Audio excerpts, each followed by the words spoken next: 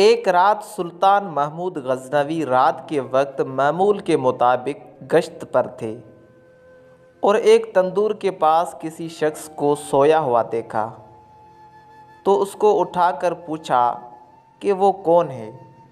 جواب میں اس شخص نے بتایا کہ وہ غریب مزدور ہے، دن بھر مزدوری کرتا ہے اور رات کو اس تندور کے پاس ہی سو جاتا ہے۔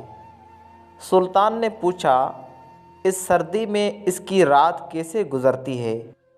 تو اس مزدور نے جواب میں جو کہا اس نے سلطان کو ہلا کر رکھ دیا۔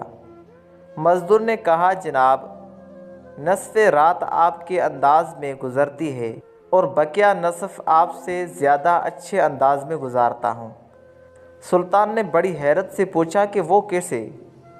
مزدور نے جواب دیا، جب تک تندور گرم رہتا ہے تو میں آپ کے جیسی نیند سے لطف انداز ہوتا ہوں، اور جب تندور ٹھنڈا ہو جاتا ہے تو اٹھ کے اللہ کی عبادت شروع کر دیتا ہوں، جو آپ کے مقابلے میں وقت کا بہتر استعمال ہے۔ اللہ تعالیٰ سے دعا ہے کہ ہم سب کو اچھی زندگی اور نیک اعمال کرنے کی توفیق عطا فرمائے۔ آمین ثم آمین۔